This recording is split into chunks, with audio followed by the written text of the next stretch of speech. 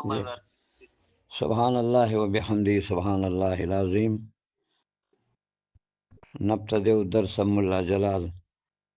क़ाल अल-मुसन्निफ़ यानी साहिबुल मतन अल्लामा तफ़्ताज़ानी अल्लज़ी हदाना सवा तरीक़ व जअल लना तौफ़ीक़ खैर रफ़ीक़।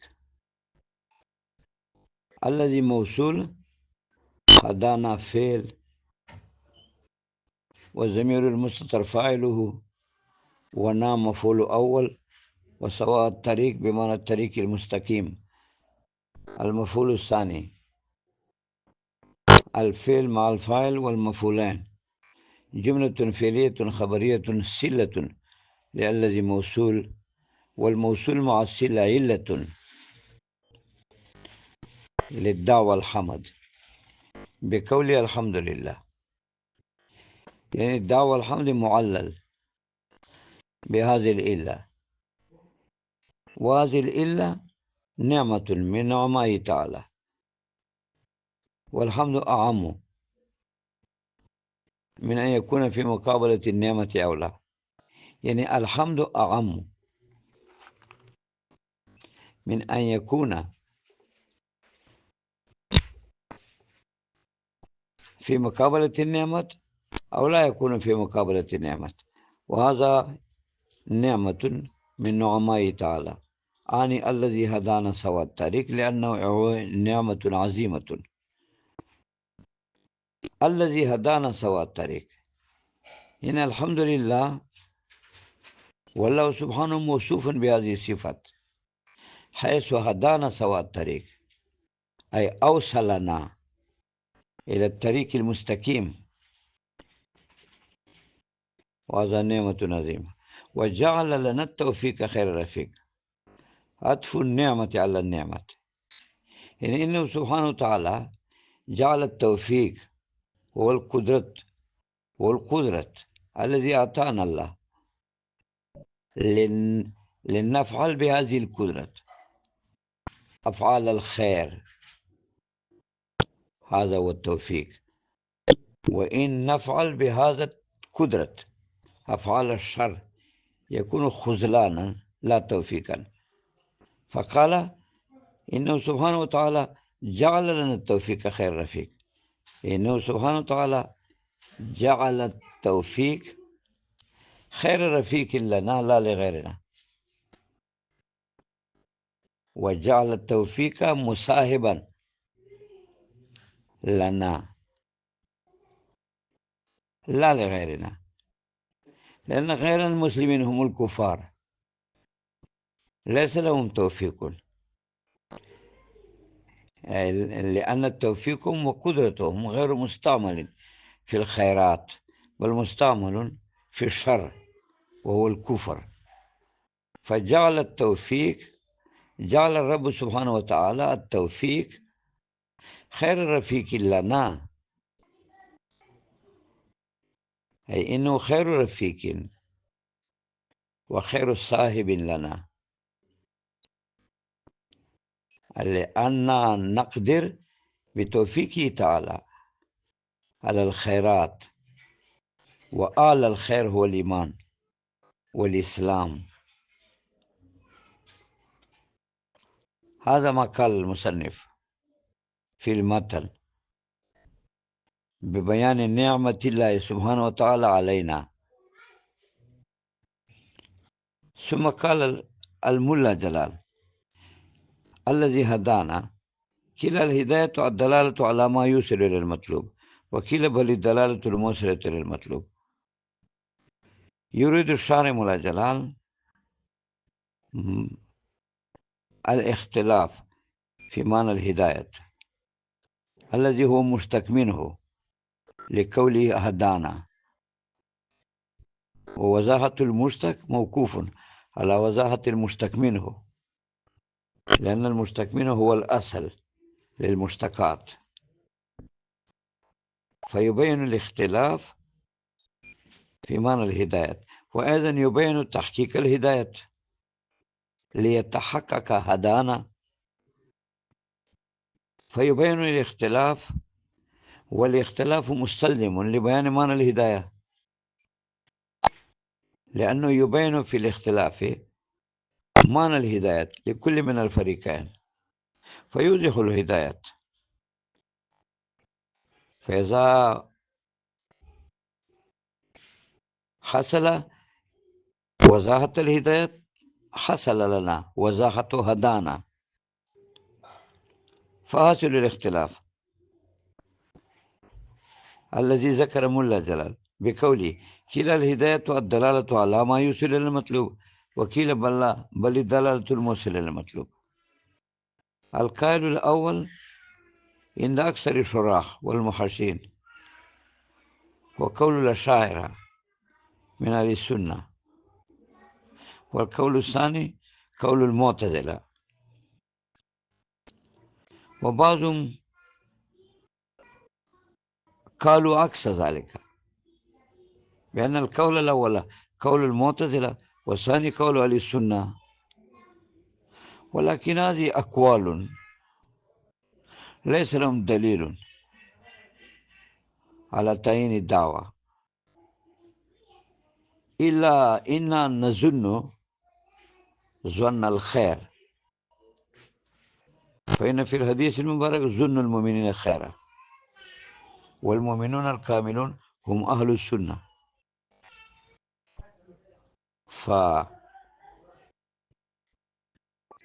فننتسب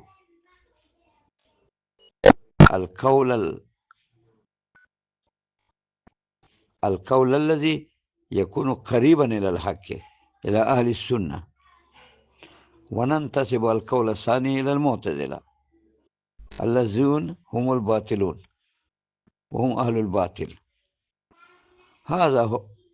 هذا يعني هو سبب الترجيح، ليس سوى ذلك سبب للترجيح بين القول الأول القول الأول لأهل السنة والقول الثاني للمعتزلة.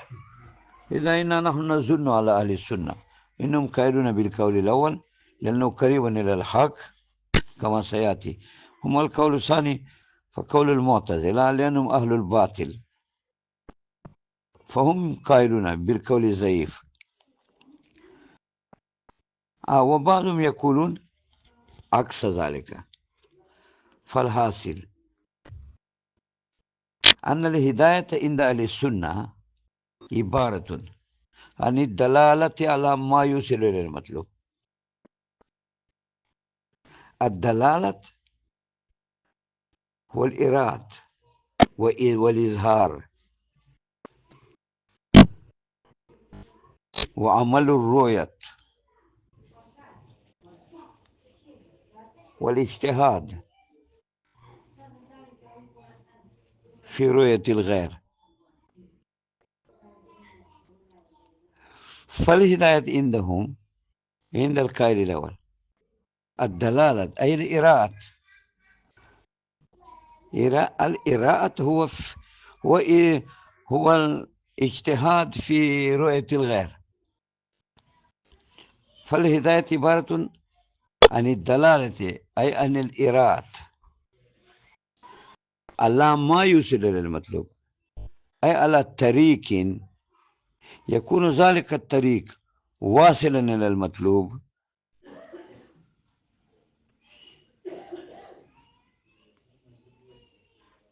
سواء وصل السالك أم لم يسلك، سواء وصل أو لم يوصل أو لم يصل.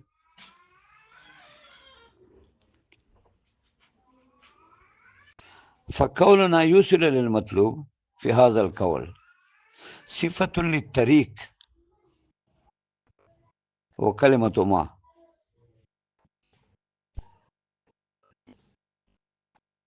فالهداية هو إراءة الطريق، أي بأن يكون الهادي يجتهد في إراءة الطريق يكون هذا الطريق موصوفا بهذه الصفات ويكون واصلا إلى المطلوب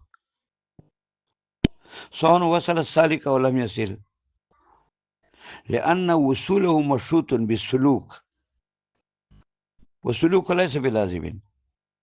يمكن أن يسلك على هذا الطريق ويمكن أن لا يسلك، فإن سلك الطريق وصل، وإن لم يسلك لا يوصل. فالإيصال إلى المطلوب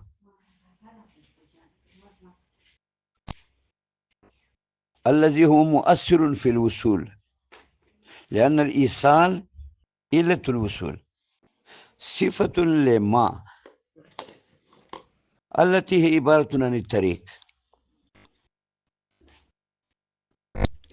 ففي الحقيقة هذا إشارة إلى عدم قوة الدلالة، أي لا يكون الهداية قويا واصلا إلى غاية الكمال، غير واصل إلى غاية الكمال،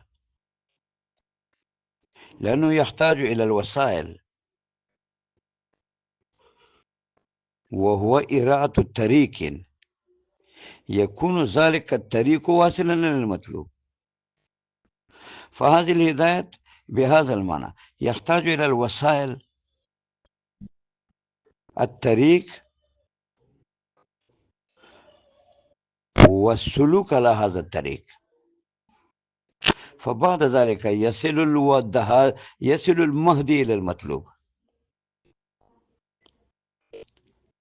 والشيء المحتاج إلى الوسائل لا يكون في غاية القوة،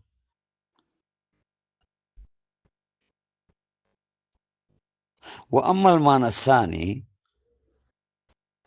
الذي اختاره المعتزلة، فهم يقولون أن الهداية الدلالة الموصلة إلى المطلوب،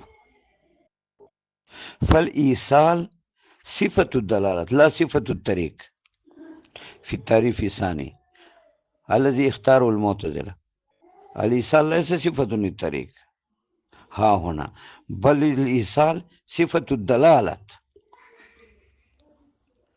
وهذا إشارة إلى قوة الدلالة، يعني أن الدلالة الهادي يكون في غاية الكمال، حتى يكون الدلالة الهادي موصلا بالذات إلى المطلوب، وإن يحتاج في الواقع إلى الطريق أيضا، لأن الهادي إذا أراد الهداية ويكون الهادي دالا، ويكون الدلالة واصلا إلى المطلوب، يحتاج إلى الطريق، فإنه إنما يدل على الطريق، ثم يكون مصاحبا مع المهدي ويأخذ من اليد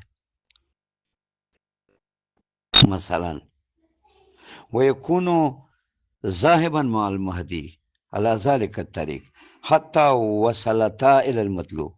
إذا وصلا إلى المطلوب، فهذه الهداية أيضا يحتاج إلى الطريق، لأن الدلالة إذا كان موصلا إلى المطلوب لا يمكن أن يكون الدلالة بنفسه موصلا إلى المطلوب، بل الدلالة إنما يكون على الطريق.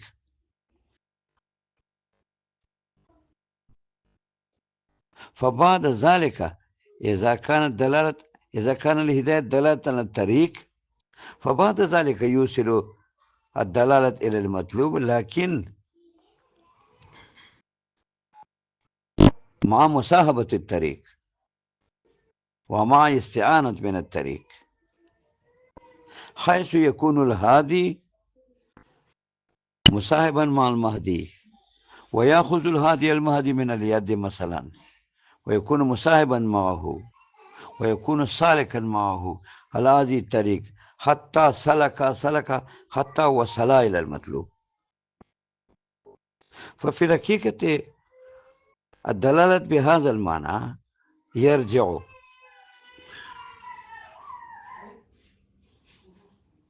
يعني الهداية بهذا المعنى يرجع إلى الهداية بالمعنى الأول. فكمان الهداية بالمعنى الأول هو دلالة الهادي على الطريق، يكون ذلك الطريق موصلا للمطلوب بشرط السلوك. فهذه الهداية، فالهداية بالمعنى الثاني أيضا دلالتنا على الطريق، لا يمكن الوصول إلى المطلوب بدون الطريق، هذا هو ظاهر. فيكون الهداية بالمعنى الثاني أيضا يكون دلالة على الطريق، يكون ذلك الطريق يعني يكون ذلك المهدي بشرط سلوكي على الطريق واصلا إلى المطلوب. لكن حذف هنا الطريق في هذه التعريف، وجعل الموصل صفة بالذات للدلالة، مع أنه كان صفة للطريق، إلا أنه جعل الموصل صفة بالذات للدلالة بحذف الطريق، إشارة إلى أن الطريق هنا محتاج إليه أيضا، ويحتاج الهادي والمهدي إلى الطريق أيضا، إلا أن الهداية لأجل قوته ولأجل قوة الدلالة صار كأنه موصل بالذات بدون الاحتياج إلى الطريق، مع أنه محتاج في الواقع إلى الطريق. وأما ترشيح قوة الدلالة هو أن يدل الهادي للمهدي على الطريق بحيث يكون مصاحبا معه ويسلك مع المهدي ذلك الطريق حتى وصلا إلى المطلوب. فلما كانت هذه الدلالة دلالة قوية ويكون بمصاحبة الهادي مع المهدي ويسلكان هذه الطريق حتى وصل إلى المطلوب، فصارت الدلالة قويا، فلأجل قوة الدلالة حذفت الطريق وصار الإيصال صفة للدلالة بذات. وأما الهداية بالمعنى الأول فإشارة إلى عدم كماله وإلى عدم وصول الهداية إلى غاية الكمال، فيحتاج الهادي للدلالة على طريق يكون ذلك الطريق موصلا إلى المطلوب، ولكن بشرائط، وهو أن يسلك المهدي ذلك الطريق، فبعد السلوك يكون واصلا إلى المطلوب.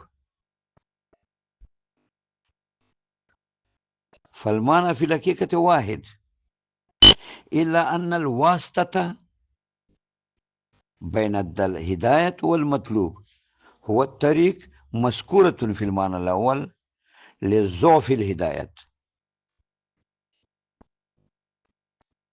وما زيرات الطريقين لا يعين الهادي مع المهدي سوى ذلك، سوى أن يريه الطريق لا يعين معه، فنحتاج إلى ذكر الطريق ويسلك المهدي هذا الطريق حتى وصل إلى المطلوب. وأما في المعنى الثاني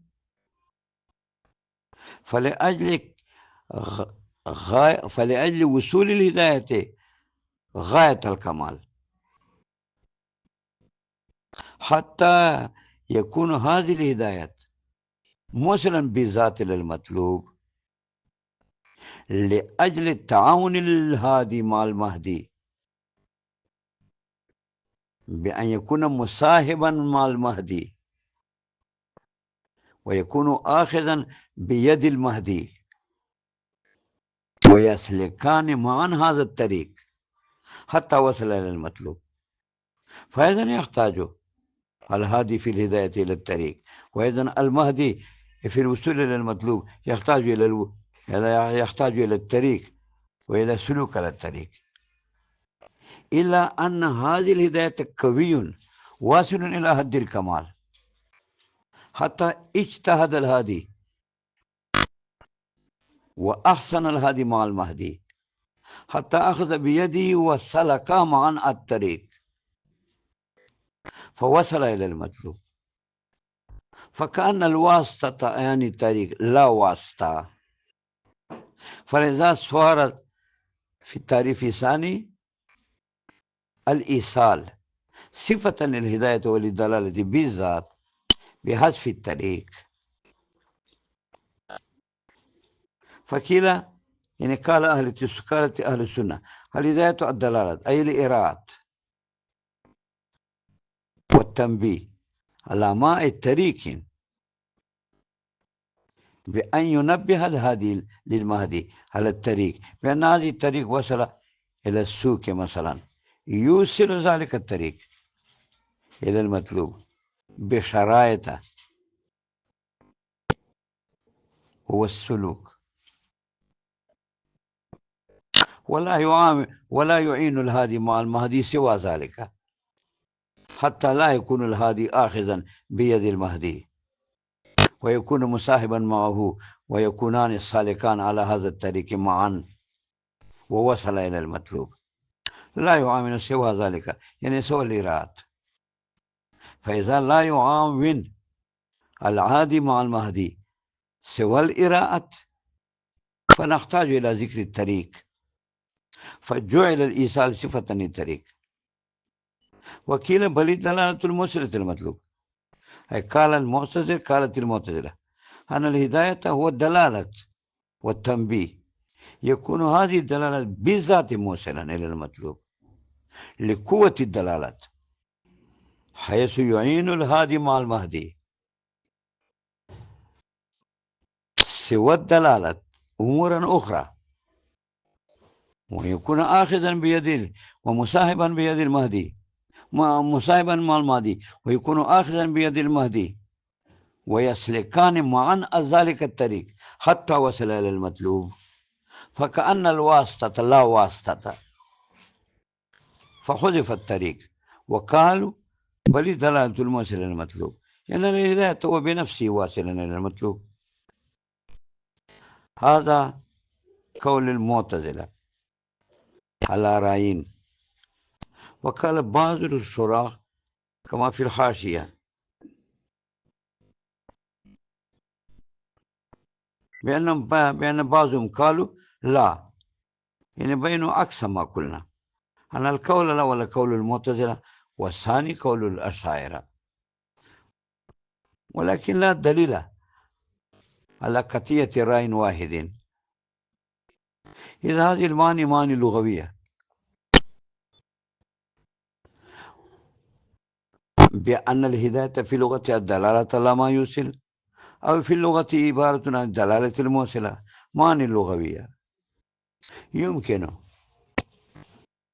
أن يصدر المعنى الأول عن الأشاعرة والثاني من المعتزلة، ويمكن عكس ذلك. ورجح الأول. يريد ملا جلال ترجيح قول أهل السنة بأن الهداية الدلالة أي الإرادة، الدلالة والتنبيه على طريق يكون ذلك الطريق موصلا للمطلوب بشرائطه. هذا هو المعنى الأول لأهل السنة على رأي أكثر الشارحين. فيقول المصنف لأجل أن القول الأول قول أهل السنة يذكر الترجيح ذلك أولا، ويقول ورجح الأول، يعني المعنى الأول راجحة وهو معنى الهداية عند أهل السنة، ووجه الترجيح أن المعنى الأول للهداية هو الراجح، أن إرادة الطريق يكون ذلك الطريق موصلا للمطلوب بشرائطه. هذا المعنى الأول هو الراجح الذي اختاره أهل السنة. لما؟ واصل الدليل أن المعنى الأول معنى لغوي صغرى، وكل معنى لغوي معنى حقيقي كبرى ينتج إن المعنى الأول معنى حقيقي.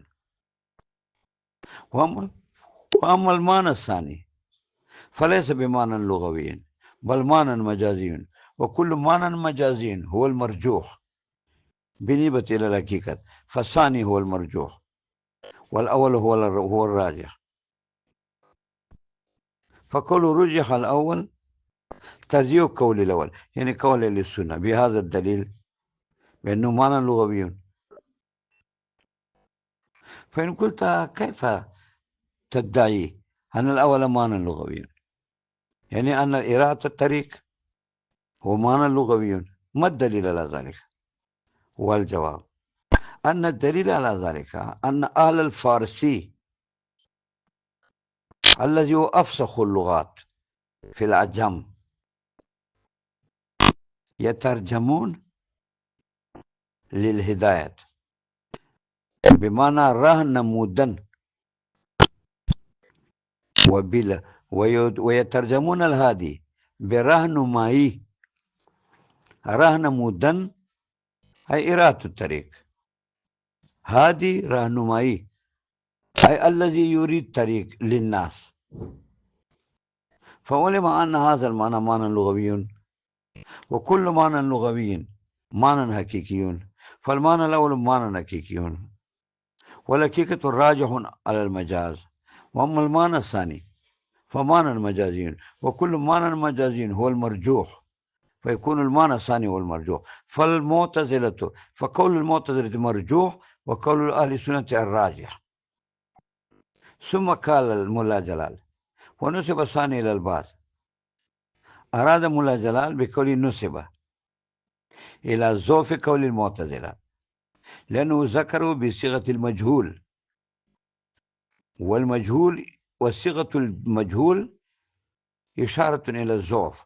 نسب الثاني إلى البعض، أي أن القول الثاني منسوب إلى البعض. فصيغة الجهل صيغة المجهول إشارة إلى زوف قول الثاني وإلى زوف قول المعتزلة. ويمكن أنه ذكر صيغة المجهول على عدم التيقن،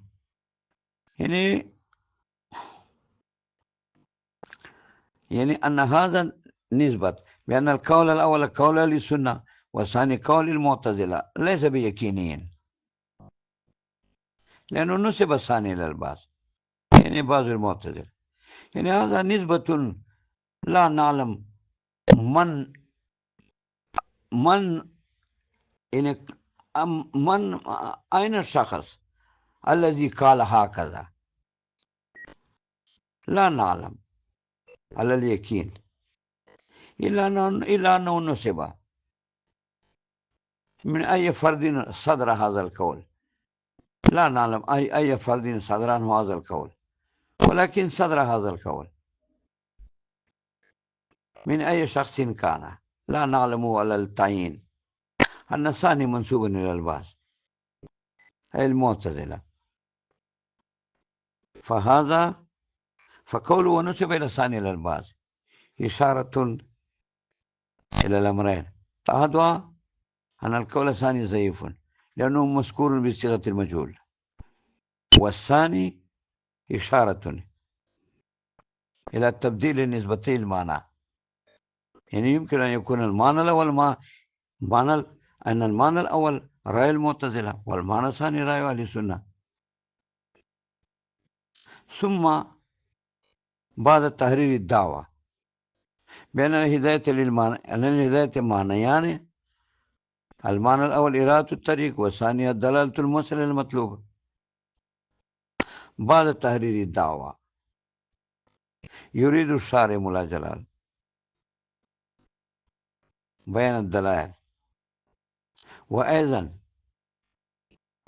ترجيح أهل السنة على المعتزلة بإدبار الدلائل. وأيضا يريد ملا جلال دفع بعض الاعتراضات.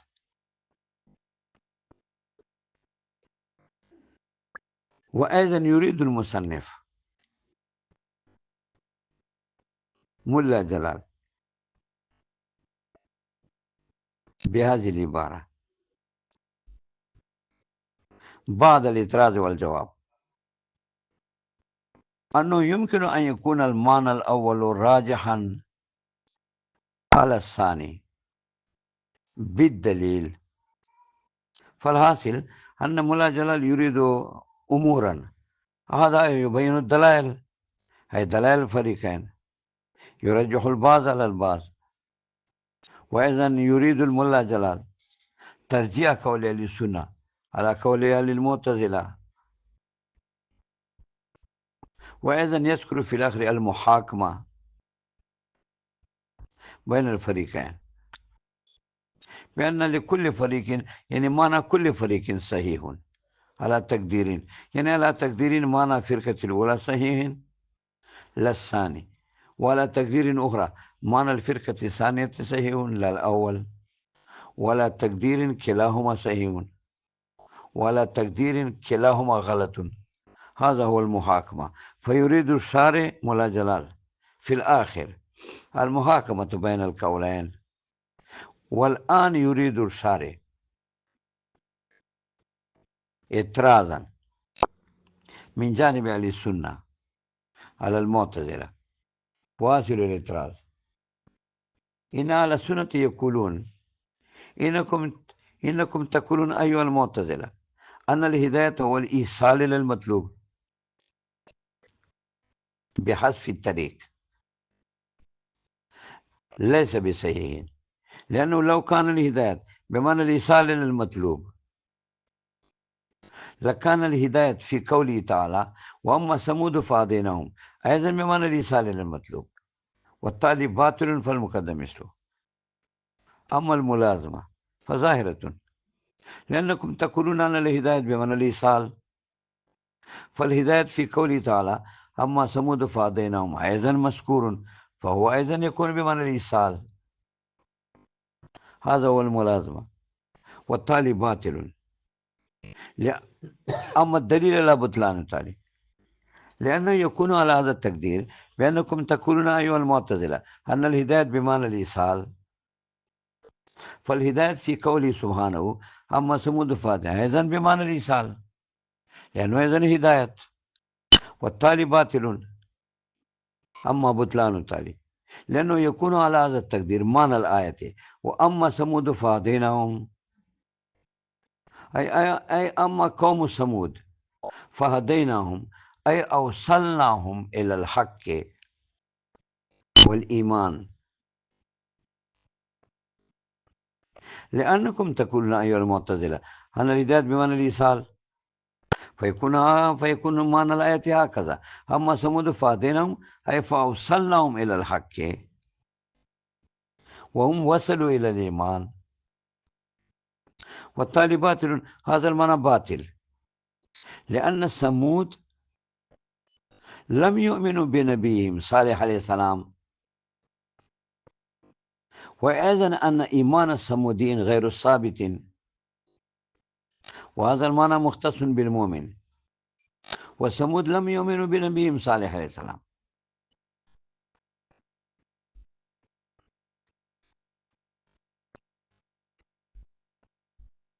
فعلم أن الهداية هنا بمعنى الإيصال غير صحيح.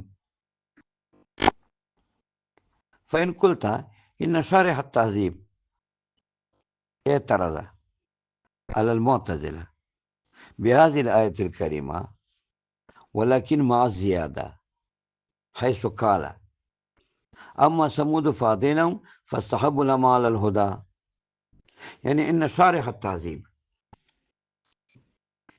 اعترض على المعتزلة بهذه الآية ولكن مع زيادة، حيث قال أما ثمود فهديناهم فاستحبوا الأمى على الهدى، يعني إن ثمود فهديناهم أي أوصلناهم إلى الحق، فاستحبوا الأمام أعمال الهدى أي استحبوا الدم الوصول على الوصول. هكذا ذكر شارح التهذيب مادة النكز. فحاصل الاعتراض على طرز شرح التهذيب هكذا: أيها المعتزلة إنكم تقولون أن الهداية بمعنى الإيصال، فيكون الهداية في قوله تعالى: أما ثمود فهديناهم فاستحبوا الأعمى على الهدى أيضا بمعنى الإيصال، والتالي باطل فالمقدم مثله. أما الملازمة فظاهرة، لأنكم تقولون أن الهداية بمعنى الإيصال، فيكون الهداية في قوله سبحانه: أما ثمود فهديناهم فاستحبوا الأعمى أيضا بمعنى الإيصال لأنه هداية. أما بطلان التالي، يعني الهداية ها هنا بمعنى الإيصال غير صحيح، لأنه يكون المعنى أما ثمود فهديناهم، أي أما ثمود فأوصلناهم إلى الحق فاستحبوا الأعمى على الهدى، أي فاستحبوا الأعمى أي الضلال على الهدى، أي استحبوا الضلال على الهدى أي على الوصول.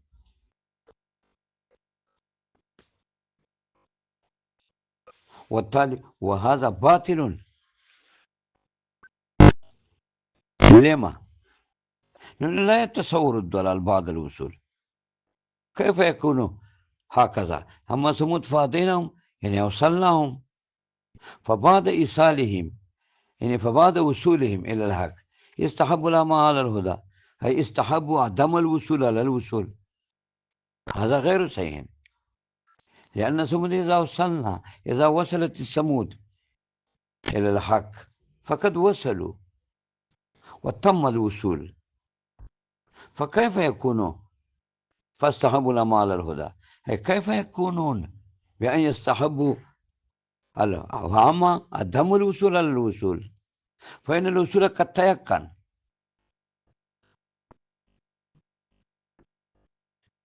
هذا هو الاعتراض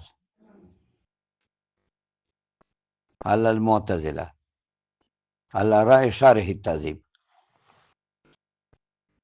ولكن هذا الإعتراض بهذا الطريق الذي ذكره شارح التهذيب غير تمام، لأنه يرد عليه الاعتراض بأن ثمود أديناهم أي أوصلناهم إلى الحق فاستحبوا الأعمى على الهدى، أي استحبوا عدم الوصول على الوصول. هذا يمكن، ليس بباطل. يعني مع أن ثمود إذا وصلوا إلى الحق ووصلناهم إلى الحق فاستحبوا الأعمى على الهدى، أي استحبوا عدم الوصول على الوصول بأن يرتدوا، فإن كثيرا من الناس يرتدون بعد الوصول. فلا نكذب بهذه الآية على المعتزلة.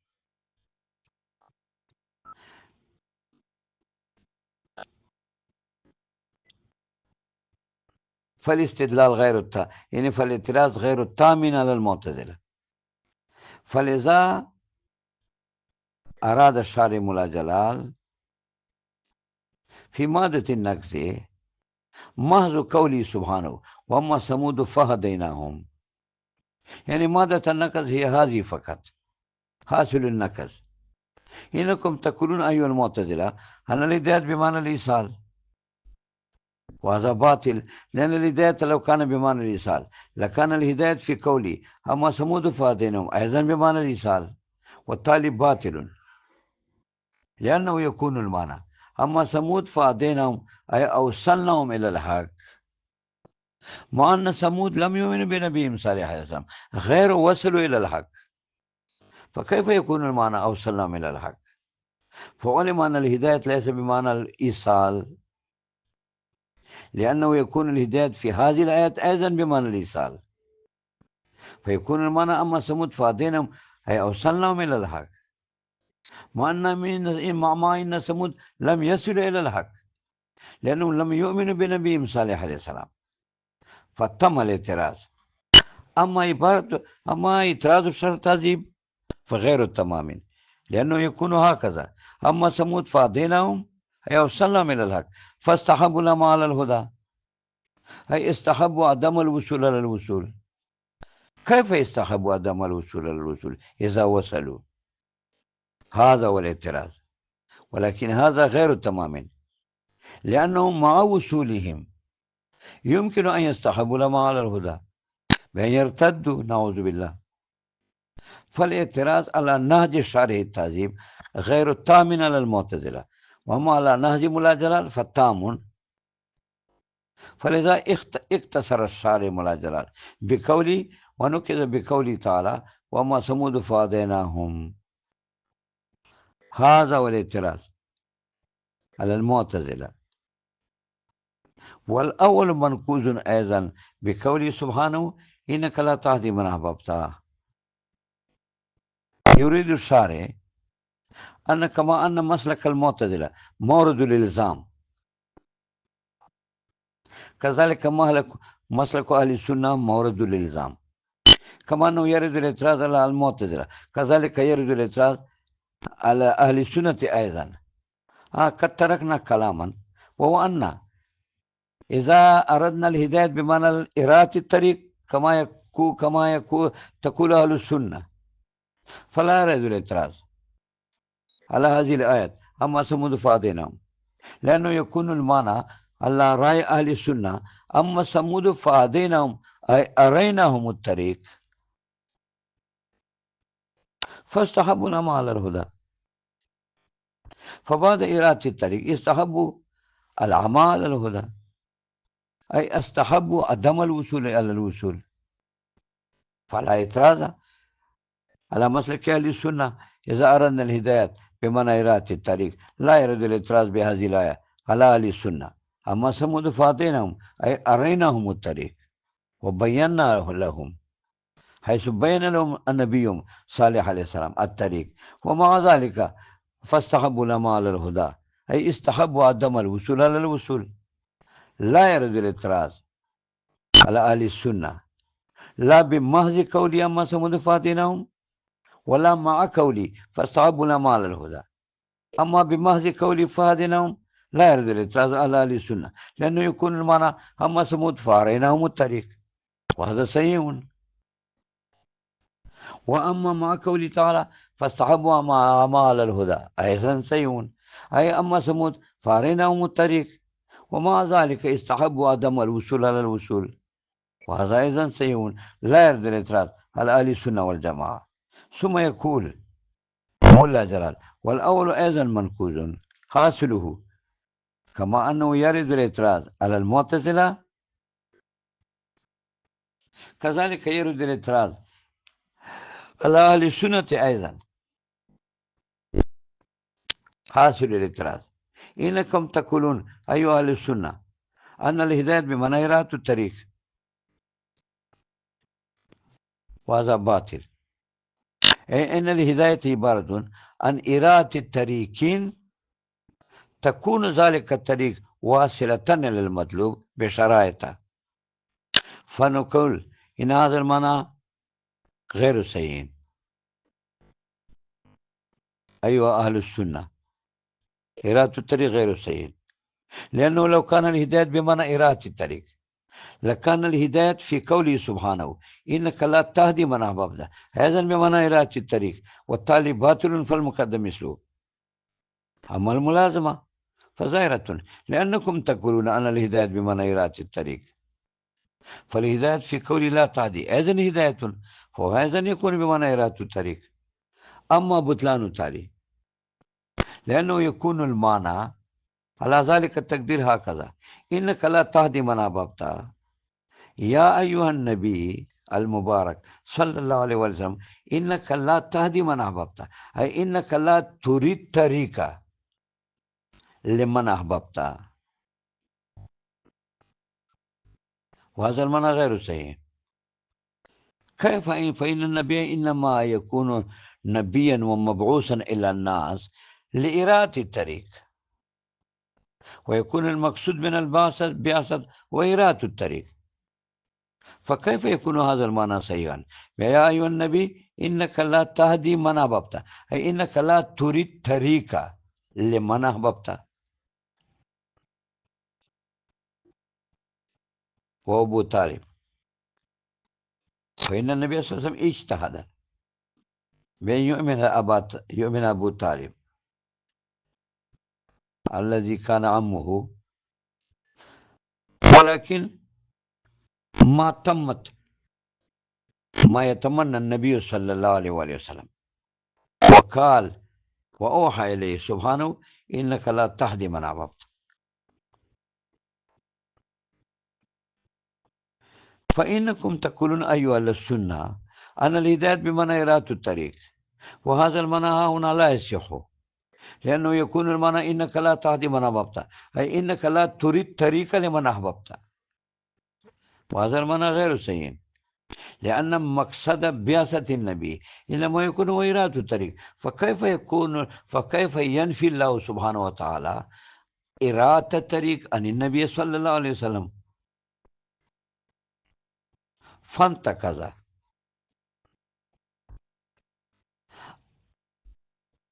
أما إيصال إلى المطلوب ها هنا في قوله تعالى إنك لا تهدي من أحببت، فغير مورد الاعتراض، لأنه يكون المعنى يا أيها النبي صلى الله عليه وسلم إنك لا توصل إلى المطلوب من أحببت، هذا صحيح. فإن الإيصال إلى المطلوب هو حق الله سبحانه وتعالى، لا حق العباد ولا حق الأنبياء، بل إحسان الأنبياء هو الإراد فقط لا الإيصال. فقال والأول منكوز أيضا، أي إرادة الطريق أيضا منكوز بقوله سبحانه وتعالى إنك لا تهدي من أحببت، أي إنك لا تريد طريق لمن أحببت، وهذا غير صحيح، لأن شان النبي هو الإراد. أما إذا أردنا معنى الثانية الذي هو الإيصال إلى المطلوب فلا يرد الاعتراض. فقد ورد الاعتراض على كلا الفريقين. ثم قال المصنف واحتمال التجاوز مشترك، نقف على هذا. السلام عليكم ورحمة الله.